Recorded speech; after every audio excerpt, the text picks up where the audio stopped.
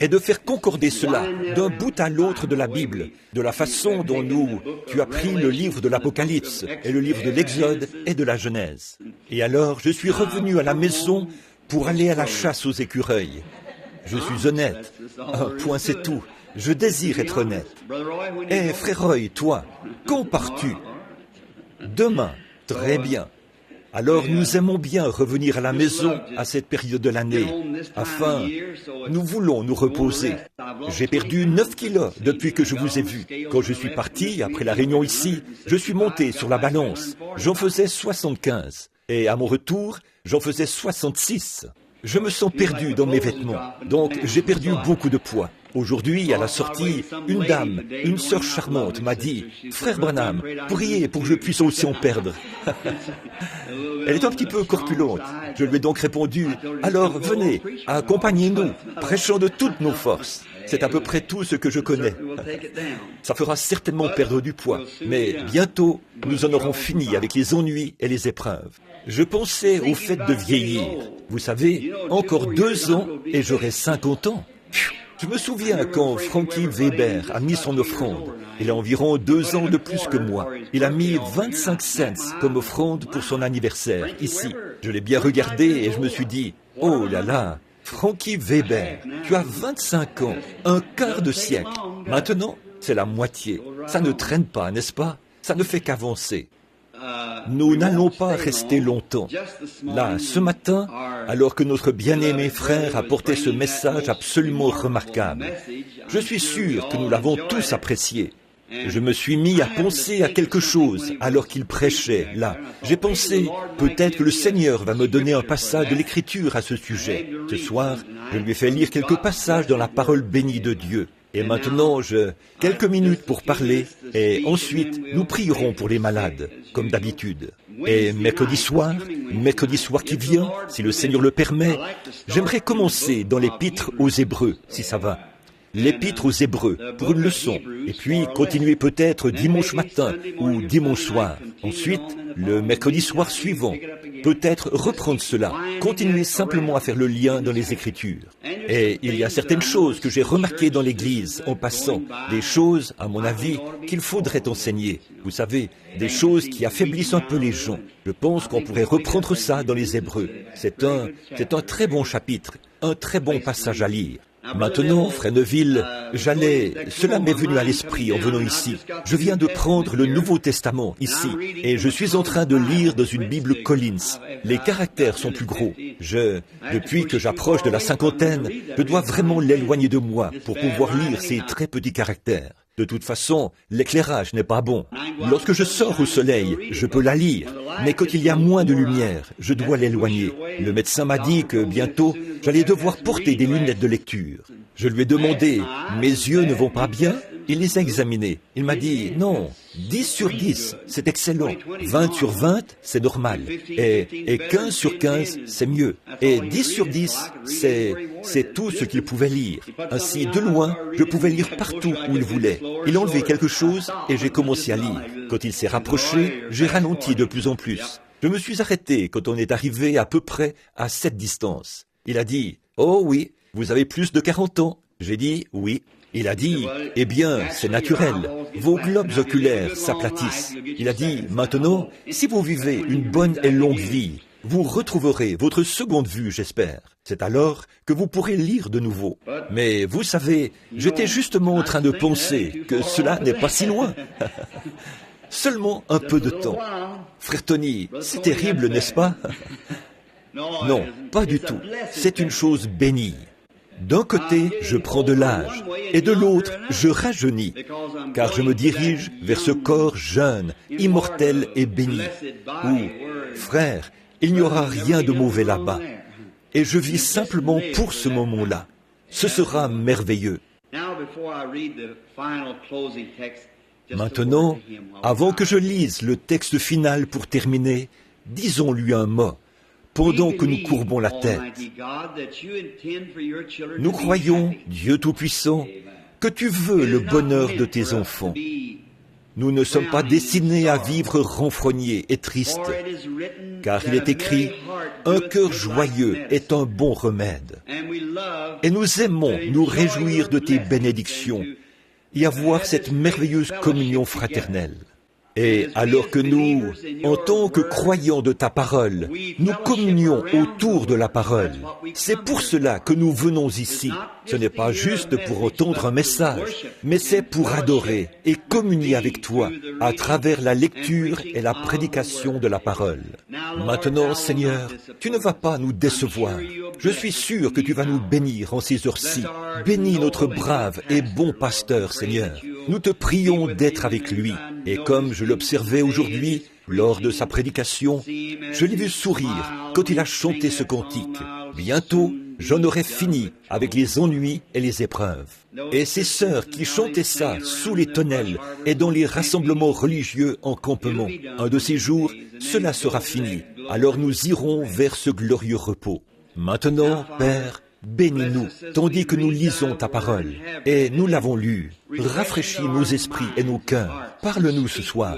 Et quand le service sera terminé et que nous repartirons à la maison, puissions-nous dire, nos cœurs ne brûlaient-ils pas au-dedans de nous lorsqu'il nous parlait en chemin? Car nous le demandons au nom de Jésus. Amen. Bon, avec un si bon message évangélique comme nous l'avons eu ce matin, je pensais, vous savez, que Frère Neville parlait de la suralimentation des enfants, ce qui peut arriver. Mais maintenant, ce soir, nous allons seulement faire un petit exposé pour l'Église. C'est seulement un exposé pour l'Église. Et je désire lire un autre passage de l'Écriture dans le Nouveau Testament, Matthieu chapitre 24, et le verset 35. C'est Jésus qui parle. Les cieux et la terre passeront, mais mes paroles ne passeront point. Mon sujet de ce soir, c'est les mémoriaux. Les mémoriaux de Dieu ont fait leur preuve. Et j'ai quelques annonces. Je crois que j'ai fait celle pour certaines ici concernant la réunion de mercredi soir, où on va commencer avec le chapitre 1 des Hébreux, si le Seigneur le veut. La raison pour laquelle je dois mentionner cela, c'est qu'en ce qui concerne mes réunions, je peux me trouver à un endroit et il m'appellera à partir ailleurs. Je dois simplement partir quand il appelle, vous savez. C'est pour ça que je ne peux pas être comme frère Oral Roberts et ces hommes-là qui prévoient leur réunion 2 ou 3 ans à l'avance. Et nous serons là, ces grands gaillards à la fois costauds. Ils ont leur message. Mais mon message, c'est d'aller là où Dieu m'envoie, que ce soit ici, là-bas, n'importe où. Je dois simplement partir quand il m'envoie. Il s'agit de 2 ministères différents. Seulement, c'est le même Dieu, exactement le même Dieu. Je réfléchissais hier, quand je parlais à un voisin. Il a dit, vous savez, il y a un certain petit pasteur. Il a dit, c'est vraiment un gars extraordinaire. Il a dit, ma femme et moi étions assis là, en pyjama, et il a dit, vers 23 heures, il est passé par là et a frappé à la porte. Il a dit, je passe simplement prendre une tasse de café avec vous. Voyez? Et il a dit, il a traversé la rue pour aller chez un autre voisin, alors qu'il s'apprêtait à aller au lit. Il a mangé là-bas un petit gâteau.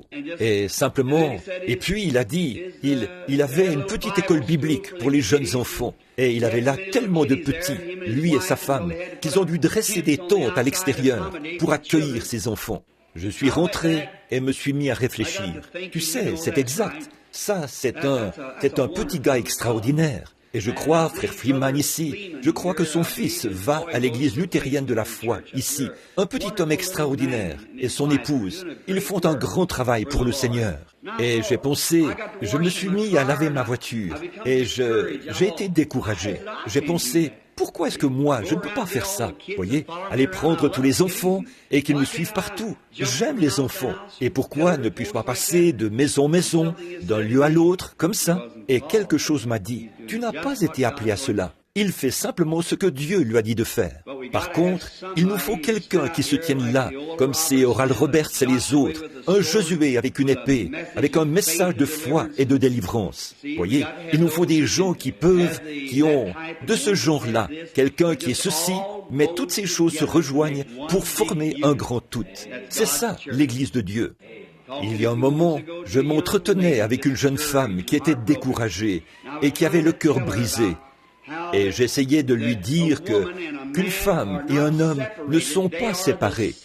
Ils sont une seule et même personne. L'homme a créé, Dieu a créé l'homme, à la fois mâle et femelle. Il était homme, c'est exact. Puis, il les a séparés dans la chair et les a fait différents, mais les a unis et ils élèvent leurs enfants en étant un. Ainsi, l'homme est celui qui est robuste et comme un marin, et la femme est la partie amour de l'homme. Donc, ils sont ensemble. C'est Dieu les a séparés. Mais les deux étaient exactement la même personne. Homme, M-A-L-E. Et la partie femelle est appelée femme. C'est exact, parce qu'elle a été tirée de l'homme. Elle est une partie de l'homme. Mais dans cette vie-ci, dans la chair, ils ont été séparés. En esprit, ils sont un. Et je parlais des hommes qui n'ont plus la même affection pour leurs femmes et qui ne les aiment plus comme quand ils étaient des chéris l'un pour l'autre. Honte à vous! Vous devriez l'aimer comme avant. Elle est toujours votre chérie, absolument. C'est la position qu'elle devrait avoir. Vous devriez la traiter comme telle. Oh, ne laissez jamais cesser cette petite lune de miel, car elle ne va pas cesser au ciel. Là-bas, vous serez parfaitement un. C'est exact. Ainsi tout. Eh bien, il me semble que des femmes devraient dire amen à cela, que jamais je n'entende. Vous êtes toujours en train de réprimander les femmes et de parler comme ça. Sir Hickerson, pourquoi n'avez-vous rien dit? Oh, quelqu'un là-bas au fond. Dites donc, l'avez-vous fait? Merci, Sir Cox. C'est très bien. Frère Cox, c'est pour toi, où que tu sois maintenant. Très bien. Oui, monsieur, nous ne devrions jamais oublier de nous honorer les uns les autres. Soyez toujours des chéris. Ne laissez jamais cela cesser. Il n'y a pas longtemps, un jeune catholique est venu me voir. Sa femme était en train de se séparer de lui. Il a dit, « Billy, ça m'embête de venir te voir. Je suis catholique et toi protestant. » Il a dit, « Récemment, le prêtre m'a chassé de chez moi. » J'ai dit, « Qu'est-ce qu'il y a, Ham ?» Il a dit, eh bien, il m'a dit, je bois un peu. Et il a ajouté, le soir, je travaille dur. Il a dit, ma femme trouve que chaque soir, en rentrant, je devrais l'embrasser et la serrer dans mes bras et me comporter comme si nous étions sur le point de nous marier. Il a dit, nous sommes mariés et avons beaucoup d'enfants. Et il a dit, nous, c'est le moment. J'ai dit, hé, un instant, mon gars, tu as tort. C'est exactement pareil à ce que c'était avant votre mariage. Tu vois, tu dois toujours te souvenir de ça. J'ai dit, elle a maintenant 40 ans. C'est le moment où elle a vraiment besoin de ton attention.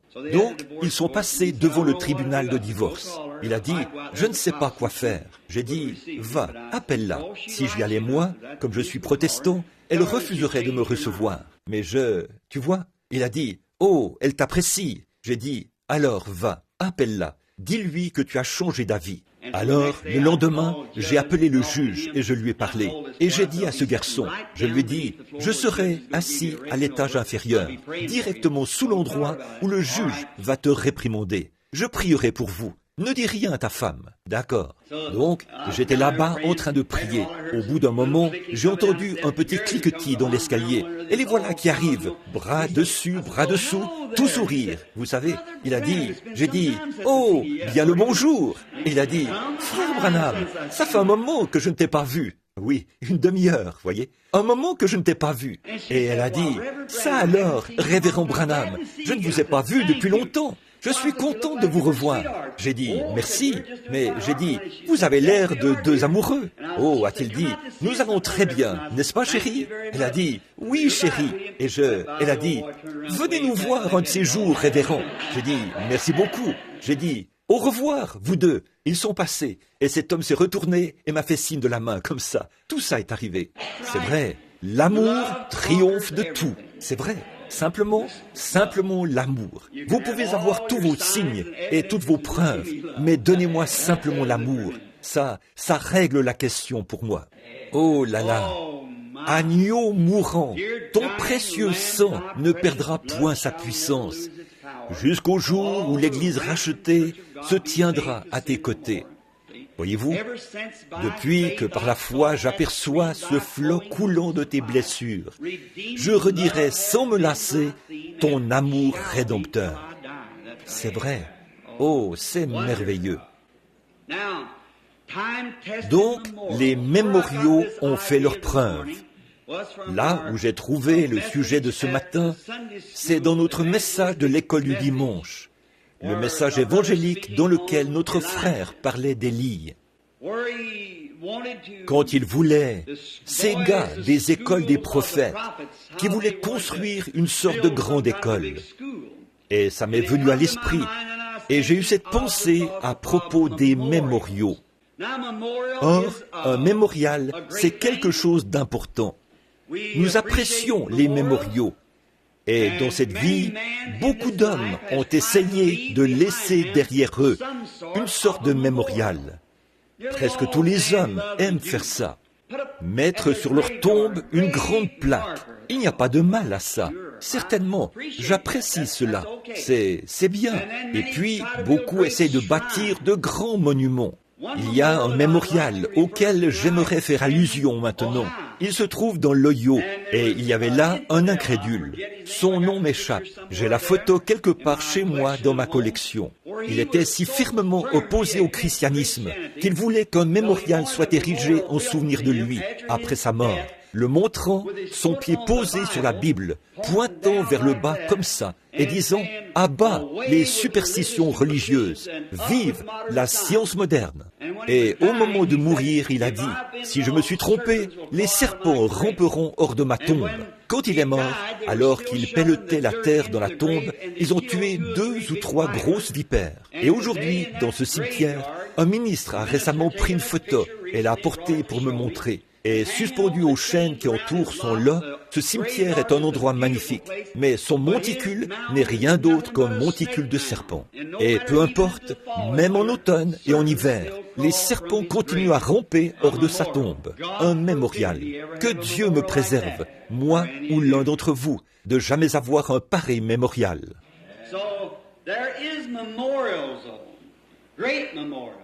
Mais il y a des mémoriaux, de magnifiques mémoriaux. Je pense à Josué, le vaillant guerrier. Quel grand homme il a été, lui qui a pris l'armure de Moïse comme chef de ces 2 millions de Juifs. Moïse qui avait été choisi, appelé, mis à part pour un service. Et que Josué se lève pour prendre la place de cet homme. C'était vraiment faire quelque chose de grand, succéder à ce prophète. Un vaillant guerrier, appelé, prédestiné et ordonné de Dieu. 400 ans bien avant sa venue, Dieu avait dit qu'il les délivrerait et les visiterait. Et quel guerrier Moïse avait été. Jamais aucun homme n'a pu prendre la place de Moïse, jusqu'à ce que Jésus-Christ le fasse. Et il a dit lui-même, « L'Éternel, ton Dieu, te suscitera du milieu de toi un prophète comme moi. Et il arrivera que, si vous n'écoutez pas ce prophète, quiconque n'écoutera pas ce prophète sera retranché. » Très bien. Maintenant, ce grand mémorial. Josué est descendu à la rivière. Et après la mort de Moïse, Josué a pris sa place. Et Dieu était avec Josué. Il a dit, « Maintenant, sanctifiez-vous, lavez vos vêtements et séparez-vous et n'allez pas vers vos femmes. Et le 3e jour, Dieu va faire quelque chose. » Oh, un de ces soirs, au cours des réunions de dimanche, j'aimerais prêcher sur ce 3e jour et vous montrer la puissance qui s'y trouve, ce 3-là. Je l'ai mentionné ce matin dans la prière, montrant que chaque personne avait 3 choses et les nombres de la Bible. Donc, le 3e jour, vous verrez la gloire de Dieu. Maintenant, cela allait montrer qu'il savait incontestablement de quoi il parlait, parce qu'il avait mentionné très précisément le moment où cela allait arriver.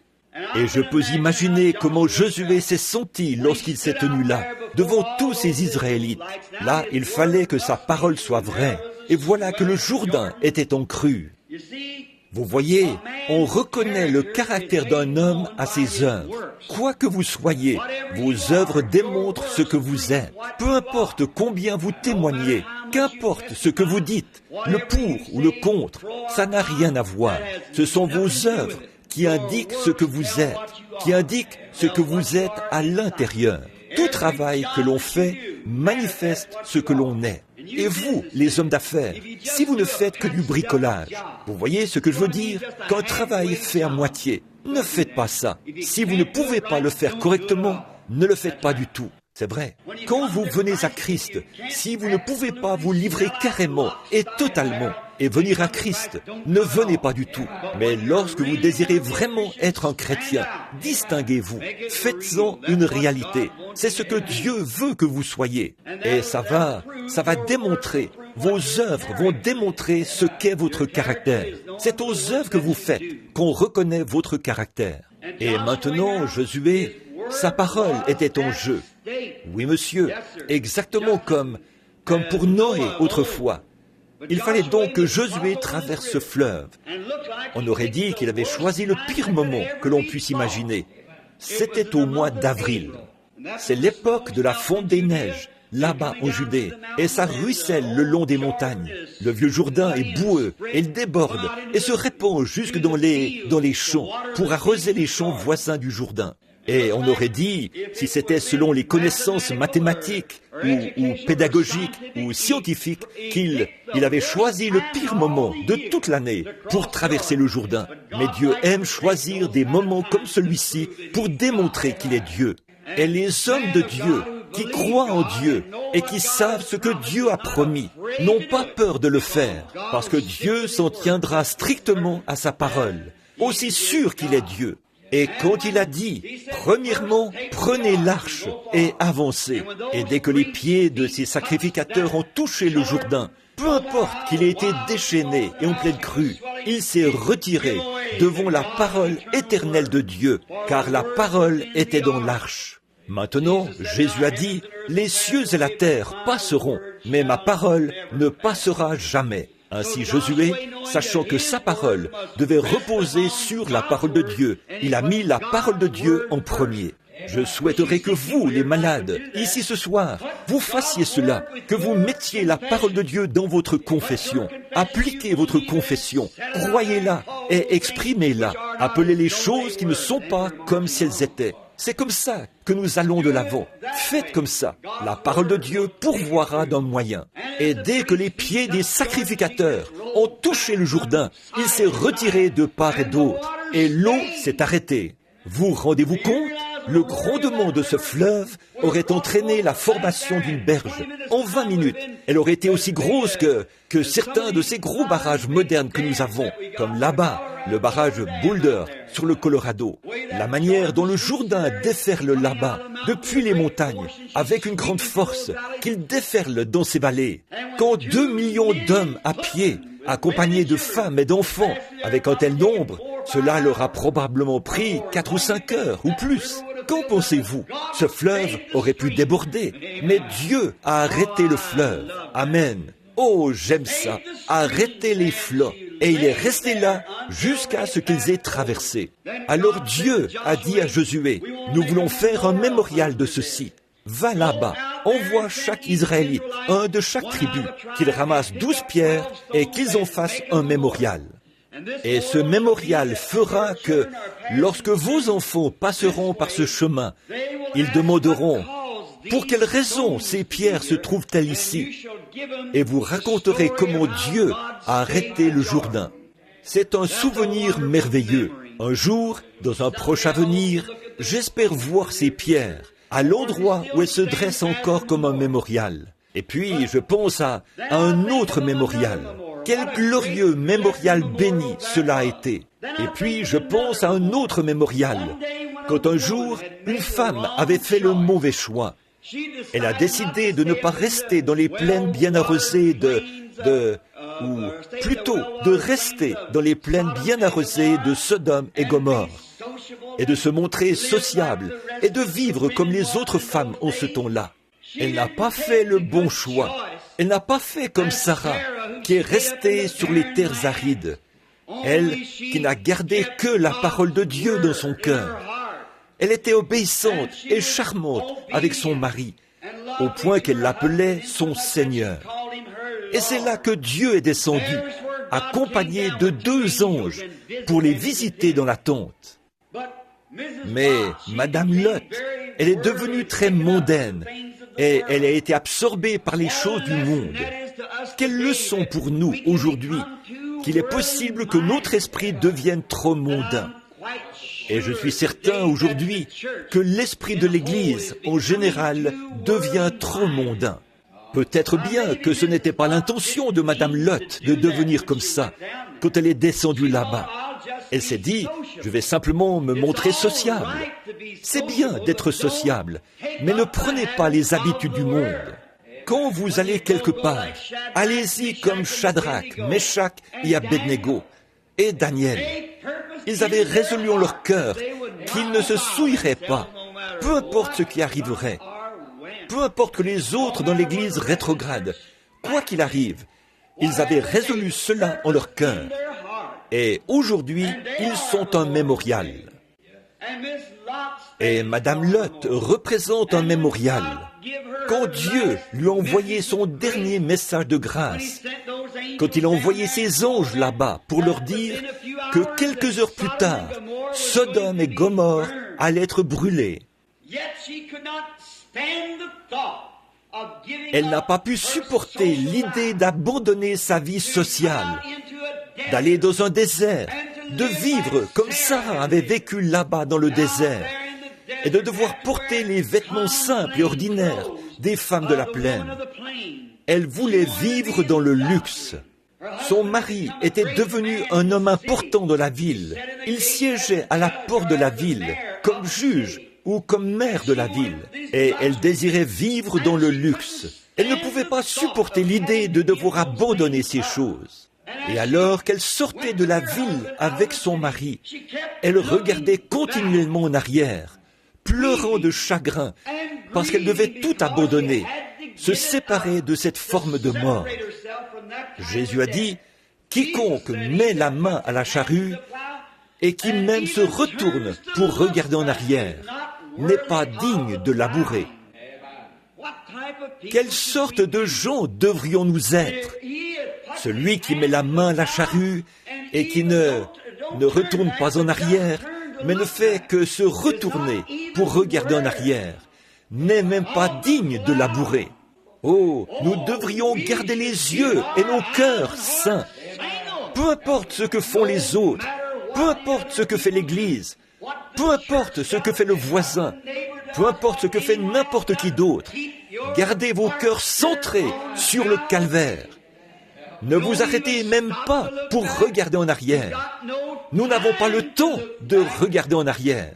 Et cette femme, parce qu'elle a fait ça, Dieu a donné un mémorial à tous ceux qui se retournent pour regarder en arrière, après avoir accepté Christ à un moment donné comme leur sauveur personnel. Elle est devenue une statue de sel. Et elle se tient là jusqu'à aujourd'hui. On peut la voir dans les champs. Une femme debout, la tête tournée, regardant en arrière. Et elle regarde en arrière par-dessus son épaule gauche. Elle regarde en arrière vers les champs. Son cœur était là-bas derrière. Pourtant, c'est comme si on l'avait forcée à faire ça. Et aujourd'hui, bien des gens acceptent Christ de cette manière-là, car ils sortent du monde avec le sentiment qu'on les force à faire ça. Ils continuent à aspirer après ces choses et à les convoiter. Et ce ne sera pas long avant qu'ils se retrouvent là. Et ils sont de terribles mémoriaux de la grâce de Dieu, de l'amour de Dieu qui leur a été témoigné. Des mémoriaux. Bon, à l'époque de Jésus sur la terre, les Juifs avaient construit un temple comme mémorial. Et ils avaient fait remarquer à Jésus combien ce temple était magnifiquement construit. Et il a dit, il avait fallu 40 ans pour construire le temple, environ 80 ans au total. Pendant 40 ans, ils avaient taillé des pierres dans différentes parties du monde. Pendant les 40 ans de sa construction, il n'y a pas eu le moindre grincement de scie, pas le moindre coup de marteau.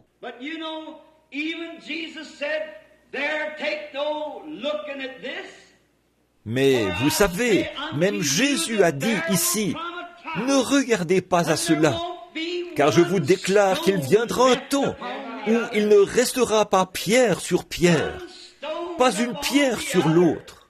Juste avant cela, il avait prononcé ces belles paroles mémorables. Les cieux et la terre passeront, les temples passeront, les mémoriaux passeront, mais ma parole demeure le mémorial éternel. L'arche a pourri il y a des années. Les tombeaux des prophètes se sont effondrés. Et tous les autres mémoriaux sont tombés en ruine avec le temps. Et les pierres ont été emportées. Mais la parole de Dieu demeure exactement la même, magnifique au siècle des siècles, aussi vivante et rafraîchissante ce soir pour les croyants d'aujourd'hui qu'elle l'était au jour où elle était prononcée. Pas étonnant qu'elle lit ce matin dans le message que notre frère nous a apporté. Quand ils ont voulu construire une grande école pour les prophètes comme mémorial, Élie, lui, a choisi quelque chose de meilleur, un miracle de Dieu pour faire remonter un instrument qui était tombé et le faire flotter sur l'eau.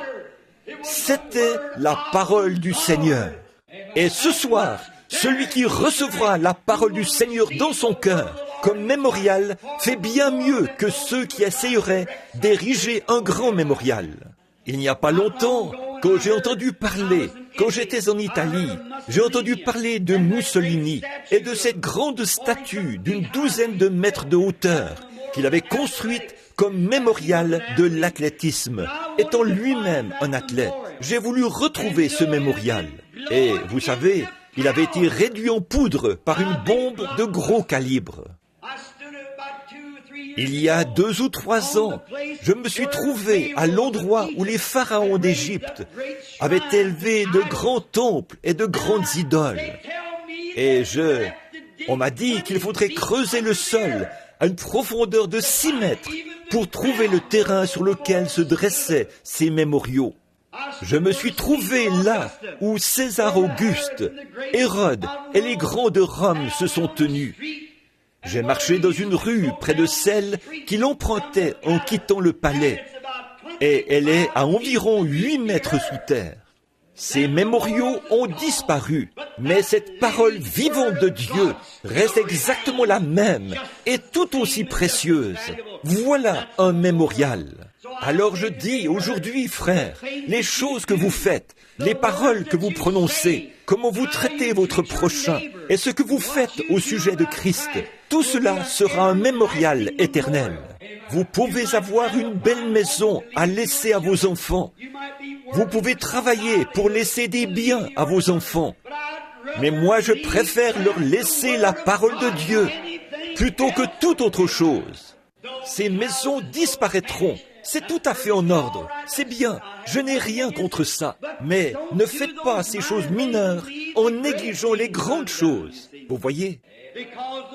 Parce que la parole la maison va périr, et les gens périront avec elle. Mais la parole de Dieu les ressuscitera dans les derniers jours. Elle leur redonnera la vie éternelle et immortelle. Alors, pour constituer un tel patrimoine, la parole éternelle de Dieu. Je pense à ce vieux cantique que nous chantions ici autrefois, il y a des années. Le temps n'est que changement rapide. Rien sur terre n'est immuable. Bâtis ton espoir sur les choses éternelles. Tiens la main du Dieu vivant. À la fin de notre voyage, si vous êtes trouvés fidèles, votre belle demeure dans la gloire, votre âme ravie verra. C'est tellement mieux de regarder là, alors que vous vous dirigez vers le soleil couchant, que vos veines se refroidissent dans votre corps, que vos enfants sont là autour du lit, en sachant que vous avez construit un mémorial, que, mes chéris, un jour papa vous retrouvera de l'autre côté. Je préférerais avoir ça. Quand le médecin dit « Billy, on ne peut plus rien faire pour toi », alors je vois mes petits-enfants et je les embrasse pour leur dire au revoir. Je dis « Mais papa n'est pas en train de mourir, il va se reposer à un certain endroit, car si cette tente où nous habitons sur la terre est détruite, j'en ai une qui m'attend déjà. un mémorial qui rend un tel témoignage. J'aimerais mieux faire cela devant mes enfants que de dire « Mes chéris, j'ai pour vous $1 million dans cette banque et $1 million là dans cette autre. » Je préférerais laisser ce témoignage-là. Nos départs laissent derrière nous des empreintes sur les sables du temps, des empreintes que peut-être un autre, naviguant sur l'océan solennel de la vie, un malheureux frère naufragé, voyant cela, reprendra courage. Absolument, laissez-leur comme mémoriaux vos témoignages. Combien je me souviens ce soir d'un vieil homme étendu là, qui vivait ses dernières heures. Il m'a appelé l'autre jour. Il voulait que je prêche à ses funérailles au tabernacle de Paul Rader. Il s'agit de mon cher ami F.F. Bosworth, un saint consacré qui allait rencontrer son Créateur. Il a dit « Frère Branham, c'est maintenant le moment le plus heureux de ma vie. » Il a dit « Je suis si heureux de savoir que je vais le rencontrer. J'ai de la peine à dormir la nuit. » J'ai entendu parler de Madame Aimée McPherson, sans vouloir lui manquer d'égard. Une femme merveilleuse. Je vois des failles ici et là. Je vois des failles de Smith, Wigglesworth et du Dr. Price et de beaucoup de ces grands hommes. Mais je n'ai jamais entendu quelqu'un parler d'une seule faille laissée par F.F. Bosworth. Oh Dieu, que ma fin soit pareille. Un mémorial de la grâce du Seigneur Jésus-Christ. Je me souviens de Howard Cadell par ici, il n'y a pas longtemps, quand il était tendu par terre. Lui, un ivrogne qui jouait à l'argent, et les mouches qui s'envolaient de sa bouche, alors que sa chère vieille maman, là-bas, avait pour rier et cru, elle s'était accrochée à Dieu pour son fils ivrogne. Eh bien, quand il a quitté ce monde, il a laissé un témoignage et un mémorial de la grâce suffisante du Dieu Tout-Puissant. Quand la parole de Dieu lui est présentée dans la prière, Dieu est tenu d'y répondre. Dieu est en train de construire une église comme mémorial. Un mémorial de son sacrifice. Christ n'est jamais venu sur terre pour mourir en vain. Sa mort ne sera pas vaine. De ces pierres-ci, Dieu peut susciter des enfants à Abraham. Si les gens refusent de vivre cela, s'ils refusent de prendre ça en considération et de prendre conscience du grand don que Dieu leur a donné, de ces pierres-ci, Dieu peut susciter des enfants à Abraham. Assurément qu'il le fera. Quand j'y pense, et que je pense au grand prix qu'il a dû payer. Bon, à présent, tout le monde veut tout gratuitement, veut tout. C'est le mode de vie américain aujourd'hui. Obtenir tout ce que l'on peut pour rien. Frère, on n'a rien qui ait une quelconque valeur pour rien. Vous devez payer pour ce que vous obtenez. C'est exact. Vous devez payer. Et ça coûte cher. Et votre salut a coûté cher à Dieu. Il lui a coûté son Fils unique pour donner la vie éternelle à chaque homme et le rendre heureux ce soir et lui faire vivre des choses qui valent la peine d'être vécues. Non pas pour laisser quelque chose à nos enfants. Il n'y a pas d'héritage à léguer qui soit plus grand que le salut de notre Seigneur Jésus. Certainement pas.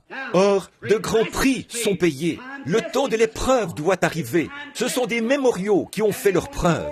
Et le seul mémorial qui ait jamais bien résisté à l'épreuve, c'est la parole de Dieu. Oh, des incrédules ont essayé de la faire disparaître. Ils ont fait tout ce qu'ils pouvaient, mais elle ne passera jamais. Elle ne peut jamais faillir. Abraham, quand il a reçu ce mémorial de Dieu, tu vas avoir un bébé par cette femme, Sarah. Pendant 25 ans, il l'a cru de tout son cœur. Et il a nié tout ce qui était contraire, car il savait que Dieu tiendrait sa parole. Les incrédules aujourd'hui, ils se lèvent et essayent de salir la Bible. Avant de pouvoir arrêter la Bible, il vous faudrait arrêter le temps avant de pouvoir le faire. Tout le monde athée, tous les peuples athées, tous les communistes, et peu importe ce qu'ils sont, tous les bouddhistes, tous les jaïns, tous les mahométans sont obligés de témoigner de la naissance du Seigneur Jésus-Christ tous les jours. Eh bien, toutes les fois que vous signez une lettre, Amen, toutes les fois que vous écrivez la date, vous témoignez que Dieu a envoyé son Fils il y a 1957 ans. Frère, vous n'arriveriez pas à arrêter cela. Ce serait impossible. Les cieux et la terre passeront, mais mes paroles ne passeront jamais. Il y a quelque temps, j'étais à New York. Je me suis rendu sur une petite île vers la Statue de la Liberté qui a été offerte par le gouvernement français aux États-Unis il y a bien des années. Et elle tient une torche allumée. Nous sommes montés vers le bras. Il y a là une fenêtre. Et là où brillait cette grande lumière, j'ai remarqué que le long du mur, il y avait un tas de petits moineaux qui étaient tous morts, gisant là le long du mur. Et j'ai dit au guide, « Qu'est-ce qui est arrivé à ces moineaux? Ont-ils été électrocutés ?» Il a dit, « Non, monsieur, on ne les a pas encore ramassés ce matin. » Il a dit, « Il y a eu un orage la nuit dernière. Un gros orage s'est abattu sur cette baie. » J'ai dit, « Oui, monsieur, je suis au courant. » Il a dit, les pauvres petits ont été pris dans l'orage. Et il a dit, quand ils sont venus dans cette lumière, ils ont essayé d'éteindre la lumière en la frappant. Vous voyez, ils se sont simplement cognés contre cette vitre et l'ont frappée. Et il a dit, au lieu de se servir de la lumière pour se mettre à l'abri, ils ont essayé d'éteindre la lumière en la frappant. Alors l'inspiration m'a saisi. C'est vrai, les hommes et les femmes qui cherchent à éteindre la lumière de Dieu ne font que se fracasser la tête. Et cette lumière, pourquoi ne s'en servent-ils pas pour se mettre à l'abri au lieu de se fracasser la tête? Ils essayent de la renier en disant « Les jours des miracles sont passés, la guérison divine ça n'existe pas, ni le salut qui touche le cœur, aucune de ces choses. » Ils se tapent la tête contre le poteau. Pendant qu'ils font cela, la grande Église de Dieu continue à avancer et à monter sans relâche. Des gens se lèvent en prétendant être ceci et cela, puis échouent et ainsi de suite. Mais l'Église de Dieu continue à avancer et la parole de Dieu continue à avancer. Elle est faite du type de matériaux qu'il faut. Il n'y a pas longtemps, là-bas en Australie, la grande Australie qui dépend de la couronne britannique, c'est comme l'Afrique du Sud, qui est juste de l'autre côté par rapport à l'Australie. À Sydney, il y a une grande ville qui longe la baie là-bas. Frère Biller sait probablement plus de choses à ce sujet que moi. Quoi qu'il en soit, il voulait construire un pont pour relier le nord de Sydney au sud de Sydney. Ils ont lancé un appel dans tout le pays pour trouver des architectes, des constructeurs de ponts, pour qu'ils viennent construire ce pont. Aucun n'a accepté. Personne n'a osé accepter. Dès qu'ils arrivaient là, ils découvraient que le fond de la mer n'était que du sable mouvant. C'était du sable mouvant et rien ne tiendrait. Ils l'ont testé et sondé. Et ils ont poursuivi leur chemin. Ils ont dit, non, nous n'oserions même pas tenter la construction d'un tel pont. Ce n'est pas faisable. Quelque temps après, un jeune architecte est venu de l'Angleterre. Un homme célèbre, un homme réputé, qui avait une bonne réputation. Oh, j'aime ça. J'aime un homme qui a une réputation. Oh, vous n'avez pas besoin d'être un homme important. Vous pouvez être une personne très pauvre qui vit dans une ruelle et avoir une bien meilleure réputation qu'un potentat. Absolument. Vous n'avez pas besoin d'être riche. Vous pouvez simplement avoir une réputation. Elle déclare votre réputation, ce que vous êtes. Elle fait de vous ce que vous êtes. C'est ce qui vous donne votre réputation. Et on vous connaît par votre réputation. Cet homme est allé là-bas avec une excellente réputation. Il a examiné la situation à fond. Il a arpenté la rive pendant plusieurs jours. Il l'a examiné. Il a testé la chose. Il l'a sondé. Il a regardé autour de lui. Quelque temps après, il est allé chez le maire et lui a dit « J'accepte ce travail ». Eh bien, a-t-il dit « Monsieur, vous savez ce que vous acceptez ?» Il a répondu « Je comprends parfaitement ». Il a dit « Eh bien, ce grand architecte a dit, des architectes américains et des architectes du monde entier, des constructeurs de ponts sont venus ici et ils ont eu peur d'entreprendre ce travail. » Il a dit « Mais monsieur, moi, je n'ai pas peur de ce travail. Je l'accepte. » Il a dit « Je suis conscient que j'ai une réputation dans le monde entier en tant que constructeur de ponts. Mais je vais mettre ma réputation au jeu, car je suis capable de le construire. » Oh, il avait une vision. Avant qu'un homme puisse se faire une réputation, il doit avoir une vision de ce qu'il fait. Oh, béni soit le Seigneur. C'est pour cette raison qu'il y a un ciel où aller. C'est pour cette raison que nous pouvons avoir une réputation comme chrétiens. Nous savons quel genre de matériaux se trouve dans cet édifice. C'est vrai, il y a le sang de Jésus-Christ dans cet édifice. C'est vrai. Son sang qui tâche à laver tous les péchés. Il m'a retiré des ruelles de l'enfer et a fait de moi son serviteur. Alors, je crois en lui. Je suis donc passé de la mort à la vie. Et tous les croyants aussi, parce qu'ils ont confiance et qu'ils croient en ce grand constructeur, ce grand architecte. Alors quand cet homme a fait cela, ce qu'il a d'abord fait, pour s'assurer qu'il avait raison, il est allé là-bas. Et il a dit, maintenant, avant de commencer la construction de ce pont, il faut que nous trouvions un fondement solide. Il faut que nous allions le chercher. Il savait que tout au fond, sous ce sable, se trouvait l'écorce terrestre. C'était du rocher solide. Qu'a-t-il fait si ce n'est de se procurer d'énormes pompes? Il est arrivé sur les lieux, il a fait descendre de gros tuyaux et, à l'aide de ces pompes, il a soufflé vers l'extérieur tout ce sable mouvant jusqu'à trouver le rocher solide. Une fois le rocher dégagé, il a ancré là-dedans de gros boulons et il a préparé la place. Et c'est ce qu'il a fait à chaque endroit. Puis, il est allé chercher les meilleurs architectes qu'il puisse trouver pour l'entourer, les plus grands scientifiques, le meilleur matériel. Il a fait venir l'acier pour son pont.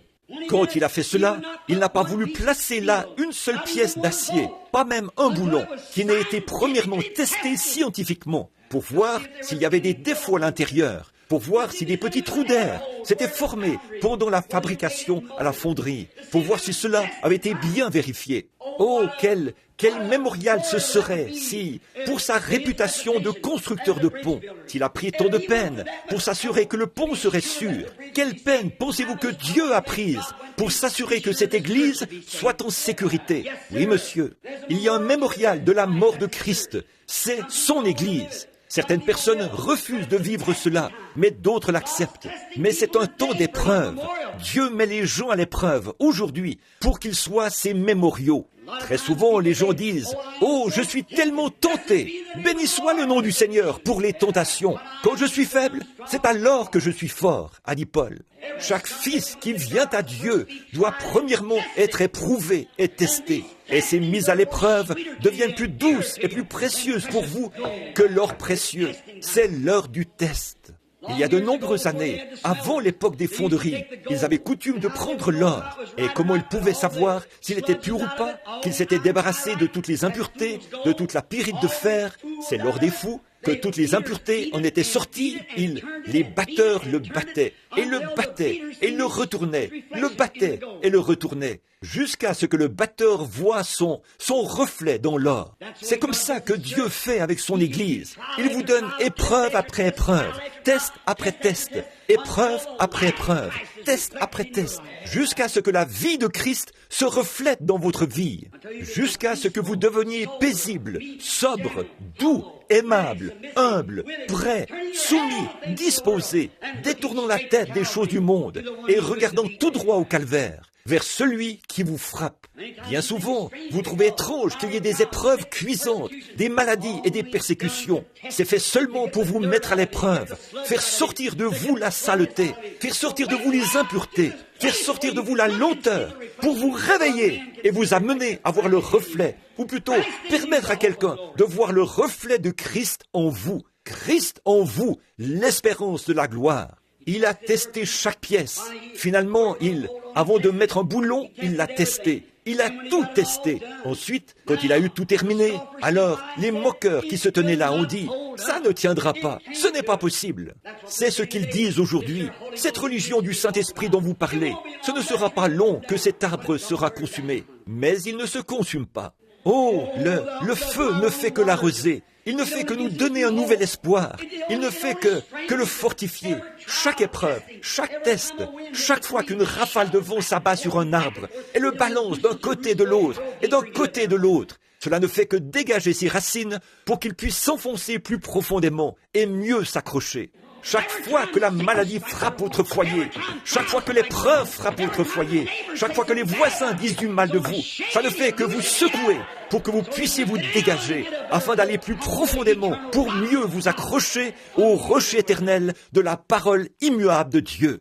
C'est comme ça que Dieu fait. Il envoie ces épreuves pour vous tester et vous mettre à l'épreuve, afin de vous secouer et vous donner un nouvel ancrage. Puis nous voyons, quand il a eu tout terminé, les critiques se sont tenus là et ont dit « ça ne peut pas marcher ». Et alors, l'architecte savait que son pont tiendrait. Il savait qu'il tiendrait parce qu'il avait été testé. C'est pour cette raison que Dieu a dit « j'aurai une église sans tache ni ride ». Amen. Elle avait passé le test. Et chaque enfant qui vient à Dieu doit être testé. En ce grand jour commémoratif, alors qu'il s'apprêtait à s'engager sur le pont de part et d'autre pour se rejoindre au milieu de la baie, L'homme qui l'avait construit a dit, « Je ne demanderai cela à personne. » Les architectes se tenaient tous là. Ils ont dit, à la première vibration, le pont s'écroulera aussitôt. Il sera dangereux. Aucune compagnie d'assurance n'avait voulu l'assurer. Il n'avait pas besoin d'une assurance. Il a dit, mon pont va tenir bon. Il avait confiance. Maintenant, il fallait qu'il le teste, parce que sa réputation était en jeu. Assurément qu'elle l'était. Et si ce pont tenait bon, il serait un mémorial. Voilà pourquoi je sais que ce salut d'autrefois, qui touche le cœur et qui vient de Dieu, tiendra bon. La réputation de Christ en dépend. Il ne nous donnera pas quelque chose pour bâtir une église qui soit une théologie fabriquée par l'homme, ni une expérience reçue dans une école, ou construire un séminaire comme il voulait le faire ce matin pour former des prédicateurs.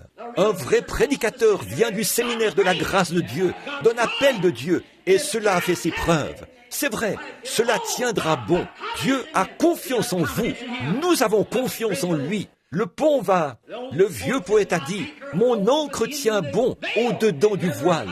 Dans chaque orage et chaque tempête, mon ancre tient bon au-dedans du voile.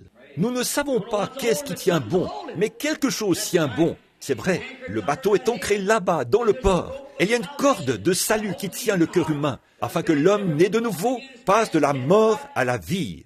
Tous les démons de l'enfer ne pourraient le faire douter de cela. Il y a quelque chose qui tient bon à l'intérieur. Qu'il soit ballotté, qu'il soit secoué. Amen. Il tiendra bon à tous les coups, parce qu'il se trouve en Jésus-Christ. Et puis cet homme a dit, je ne demanderai cela à personne, mais il a dit, j'irai moi-même. Le maire de la ville s'est avancé et a dit, monsieur, j'ai certainement confiance dans votre pont. L'architecte a dit, si vous avez confiance dans mon pont, suivez-moi. Très bien, venez le tester.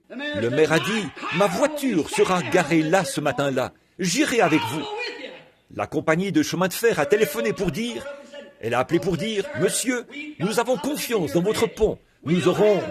Il a dit, si vous avez confiance dans mon pont, amenez 4 locomotives chargées et mettez-les sur le pont. Si vous avez confiance, suivez-moi. Si vous croyez qu'elle a été testée et éprouvée, si vous le croyez, venez, accompagnez-moi. Et en voyant son courage, beaucoup de gens lui ont écrit des lettres. Voilà ce que les gens cherchent. Ce sont des hommes courageux, pas ceux qui sont mous. Si vous croyez pouvoir vous en tirer en allant à l'église et en disant « Amen » de temps à autre et en criant un peu, en inscrivant votre nom dans un registre et puis retournez vivre comme le diable, vos propres œuvres démontrent ce que vous êtes. Votre caractère le démontre. Mais Dieu, le monde veut voir des hommes courageux. Quelqu'un qui a du courage, qui se tiendra là, comme un mémorial du salut par la grâce de Jésus-Christ. C'est vrai. Le jour où le pont devait être ouvert, les gens sont revenus. Ils ont dit, préparez-vous, préparez vos appareils photo. Tous, les journalistes ont dit, parce que ce pont va s'écrouler. Ce jeune homme s'est avancé là sur le pont, a garé sa voiture, a regardé derrière lui. Il a vu ses locomotives toutes alignées. Il a vu là le maire qui lui faisait signe de la main. Il a regardé, il a vu des dizaines de milliers de piétons qui se tenaient là, prêts à marcher avec lui. Il a dit que la fanfare commence à jouer. Frère, quand la fanfare s'est mise à jouer, que les sifflets ont résonné, que les klaxons ont retenti, je vous assure que cela a provoqué une terrible vibration. Mais il a traversé le pont à pied et le pont n'a absolument pas bougé. Pourquoi? Il s'est mis tout devant, parce que s'il devait s'écrouler, il voulait partir avec. Et Jésus-Christ est venu du ciel, la gloire. De la gloire, il est venu ici-bas pour bâtir une église. Et les matériaux qu'il y place sont des matériaux qui ont fait leur preuve. Vous pouvez peut-être vous avancer à l'autel et faire une confession, mais quand il découvre des évents et tout, voyez-vous, le monde vous a injecté des vers et tout, vous ne pourrez pas tenir ferme. Alors il vous rejette, vous écarte. Dieu veut une église qui a fait ses preuves, pas quelqu'un qui est chrétien aujourd'hui et rétrograde demain, qui est en dedans et en dehors, en haut et en bas. Il ne peut vous placer nulle part. Mais il a une église qui a été testée, qui est passée par les épreuves, qui a connu des pertes douloureuses, la maladie, le chagrin, la mort, et qui tient bon, qui maintient son témoignage. Voilà l'homme qu'il faut, oui, voilà l'homme qu'il cherche. Que vous soyez une personne très pauvre, peu importe. Que vous soyez mendiant, peu importe. Que vous soyez chiffonnier, peu importe. Quoi que vous soyez, Dieu vous met à l'essai. Il cherche des matériaux qui ont fait leur preuve. Je crois qu'un de ces jours, quand cette glorieuse Église, alors que la science déclare, comment est-il possible de perdre cela? La gravitation retient attaché à la Terre. Maintenant, je me sens religieux. Je vais vous dire quelque chose. Cette Église qui a fait ses preuves existera un jour. Peut-être que la moitié d'entre eux dorment dans la poussière de la terre. Je ne sais pas où ils sont, mais Dieu a ses matériaux entièrement testés. Un jour, il viendra se placer en tête. Suivez-moi! Il traversera les atmosphères, les stratosphères, sphère après sphère. Il ira jusque dans la présence du Dieu Tout-Puissant, accompagné d'une Église qui a fait ses preuves. C'est un mémorial de sa grâce. C'est un mémorial que Dieu lui donne. Nul ne peut venir à moi si mon Père ne l'attire premièrement. Et tout homme qui vient à Christ est un cadeau d'amour de Dieu. Et Christ le met à l'épreuve. Et s'il supporte l'épreuve, il le place dans le pont, le fixe solidement, lui attribue une position. Il le place là, sachant qu'il tiendra bon jusqu'au bout du chemin. Amen. Des matériaux qui ont fait leur preuve. Sur ce roc, pas sur un roc de fanatisme, pas sur un tas d'émotions, pas sur un tas de théologie d'église, pas sur une dénomination, mais sur ce roc, la parole de Christ, je bâtirai mon église, et les portes de l'enfer ne pourront jamais prévaloir contre elle. Elle sera là. Ce sera un mémorial de sa grâce devant les anges. Quand, un jour, les anges l'ont demandé, « Pourquoi descends-tu sur la terre ?» Il reviendra et présentera cette église sans défaut, sans tache, sans ride. Voilà le matériau. Voilà, c'est ça, sa réputation. Il doit le faire. Ce constructeur de pont devait construire ce pont. Il devait le faire ou perdre sa réputation. Christ aura une église et il doit le faire parce qu'il est venu sur la terre et est devenu chair et habité parmi nous et il est devenu péché pour que nous puissions devenir justes. Il est devenu nous afin que nous, par sa grâce, nous devenions lui. Il est venu prendre notre place comme pécheurs pour nous laisser prendre sa place comme fils et filles de Dieu dans la présence de sa majesté. Quelle grâce de la part de Dieu! Comment pourrions-nous dire « Ces paroles ne sont pas vraies. Les cieux et la terre passeront, mais ces paroles ne passeront jamais. » Il y a quelques soirs, un jeune garçon indien, aveugle, depuis qu'il était âgé de 3 ou 4 semaines, a recouvré la vue. Il voyait normalement et il est redescendu de l'estrade. Qu'est-ce que c'était? C'était un mémorial de la puissance et de la grâce de Jésus-Christ qui a fait ses preuves. Que son saint nom soit béni. Le temps de l'épreuve, les épreuves, les difficultés, les secousses et les tiraillements ne servent qu'à détecter des défauts en vous pour voir s'il y en a. C'est Dieu qui vous secoue et vous met à l'épreuve. À l'époque, le grand César Auguste, après une grande bataille très célèbre, où il avait remporté une grande victoire, ils allaient préparer une cérémonie en son honneur à Rome. Il leur a dit, « Je veux qu'il y ait un homme digne, qui se tienne à mes côtés quand je défilerai sur mon char. » Il a dit, « J'aimerais que quelqu'un partage ses bénédictions avec moi. » Et cette information s'est répandue dans les camps. Tous les officiers ont taillé leurs plumets et poli leurs épées. Ils ont fait briller leurs armures et tout. Ils se sont entraînés à se tenir bien droit et à saluer le roi d'une certaine manière, et ainsi de suite. Et chacun s'est présenté devant lui, revêtu de sa grosse armure, alors qu'il était assis là sur son trône en train d'observer. Et voici, un officier s'est avancé avec son grand et beau plumet taillé en biseau. Il s'est tenu là et a fait son geste de salut. César a secoué la tête. L'homme est parti. Un autre s'est avancé, a fait son geste de salut. César a secoué la tête et il est parti. Plusieurs fois de suite, un soldat après l'autre. Finalement, tout au bout de la queue, un petit fantassin est arrivé. Il n'avait pas de bouclier à polir, ni de plumet à tailler. Néanmoins, il s'est présenté devant César. Il ne savait même pas comment saluer correctement, mais il a simplement baissé la tête et s'est éloigné. César a dit, « Attends un instant, qui es-tu? Reviens ici. » Il s'est avancé là, il l'a regardé. Il y avait des cicatrices sur son visage. Il était balafré, défiguré et estropié. Il a dit, « D'où te viennent ces cicatrices ?» Il a dit, « Du champ de bataille, alors que je me battais pour mon seigneur César. » Il a dit, « Monte ici et assieds-toi à mes côtés. Tu es celui qui était testé et qui a fait ses preuves. » Frère, ce n'est pas le moment de tailler des plumets. Ce n'est pas le moment de recevoir de l'instruction. C'est l'heure de faire ses preuves. C'est le moment où Dieu teste son Église pour trouver les cicatrices de dures épreuves, de combats et de batailles. Voilà celui qui se tiendra à ses côtés dans le char. Oh, combien Élisée a été testé et mis à l'épreuve avant de pouvoir revêtir un manteau de prophète. Voyez comment Élisée a jeté ce manteau sur son épaule. Il fallait qu'il soit l'homme approprié. Élisée l'a observé là dans le champ pendant qu'il labourait. Dieu a dit, voilà l'homme qu'il faut. Voilà l'homme qui peut porter ce vêtement. Voilà l'homme qui peut porter ce manteau. Il peut prendre ta place. Béni soit le nom du Seigneur. Comme son œil qui voit tout parcourt la terre. Essayons de trouver un homme qui portera ce manteau dont il a parlé. Pouvez-vous boire la coupe que je dois boire? Pouvez-vous être baptisé du même baptême que moi? Vous le pouvez, leur a-t-il dit. Alors nous, aujourd'hui, qui sommes l'Église, on doit revêtir le manteau de Christ, toute l'armure de Christ, tout, le bouclier et la cuirasse et l'armure, afin qu'en ce jour-là, nous puissions nous tenir là, irréprochables. Ils cherchent des matériaux qui ont fait leur preuve, afin qu'ils puissent dire, voilà mon serviteur, je l'ai mis à l'épreuve, je l'ai testé, je l'ai fait passer par là, comme Job. Il réussit toujours à 100%. Que Dieu soit miséricordieux envers nous, afin que nous puissions prendre Dieu au mot et être des mémoriaux qui ont fait leur preuve. Prions.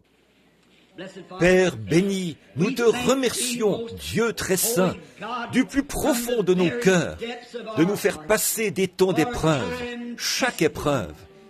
Elle ne nous démoralise pas, Seigneur, mais nous sommes reconnaissants que ta grâce est suffisante pour nous aider à surmonter ces durs moments d'épreuve. Ce soir, combien cela a transporté de joie l'auditoire quand cet homme a parlé de grâce infinie et quand nous sommes arrivés à ce couplet-ci, que de dangers, de labeurs et de pièges j'ai déjà traversé. La grâce m'a mené en sûreté jusqu'à présent et la grâce me mènera à la maison. Oh, cela a transporté de joie le cœur des gens. Nous croyons que cela s'alignait bien avec le message de ce soir, que c'est un temps d'épreuve, par des dangers, des labeurs et des pièges.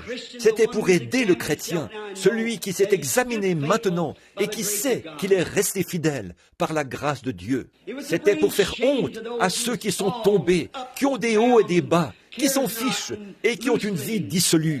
Oh Dieu, pas même une cicatrice qui témoigne des combats. Seigneur, nous te prions ce soir de sanctifier l'Église par ton sang sacré et glorieux et de libérer de tous les défauts, de tous les points faibles et de tous les filetages défectueux. Usine-les de nouveau et taraude-les encore une fois, Seigneur, et fais d'eux le bon matériau. Ô Père éternel et béni, écoute la prière de ton serviteur.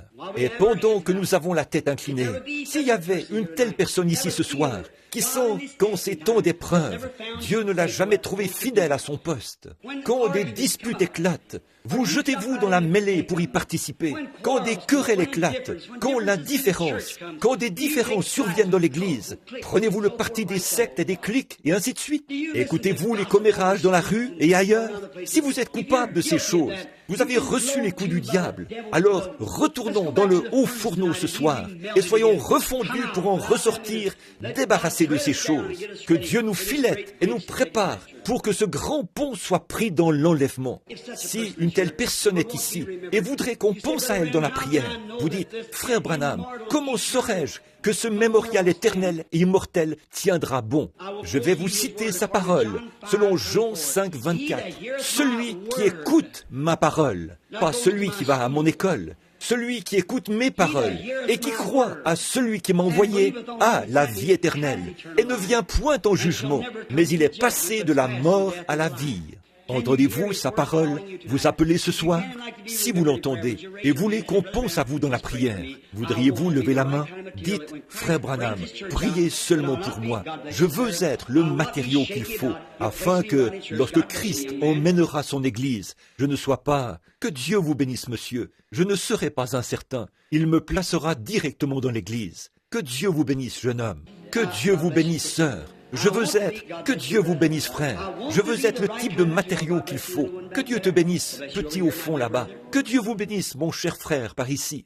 Je veux être trouvé comme du véritable matériau. Je veux être capable de donner le témoignage de l'espérance qui repose en moi. Cette espérance. Que Dieu vous bénisse, sœur. C'est bien. C'est vrai. À quoi cela sert-il, frère Branham, de lever les mains? Vous passez de la mort à la vie. C'est ce que vous faites. Vous défiez chaque loi de la gravitation à l'instant même. Voyez, si vous étiez juste un mannequin de cire assis là, vous ne pourriez jamais lever la main. Vous ne le pourriez pas. Mais cela montre qu'il y a un esprit en vous. Un esprit. Et cet esprit a entendu l'Esprit de Dieu vous parler. Et cet esprit qui est en vous a pris une décision. Alors, ça défie la science. Elle défie la gravitation. Elle se lève, ce qui montre qu'il y a en vous un esprit qui peut vous faire lever la main. Si vous étiez mort, vous ne pourriez pas le faire. Mais vous avez pris vie. Il s'est passé quelque chose. Si vous êtes mort dans le péché et l'offense, Dieu ne peut plus vous parler. Votre main restera baissée. Si vous n'êtes pas mort dans le péché et l'offense, alors Dieu peut vous parler et vous recevrez la vie et vous lèverez la main. Voyez, cela montre que la vie a pris une décision. Vous avez accepté Christ. Vous êtes passé de la mort à la vie si vous êtes sincère.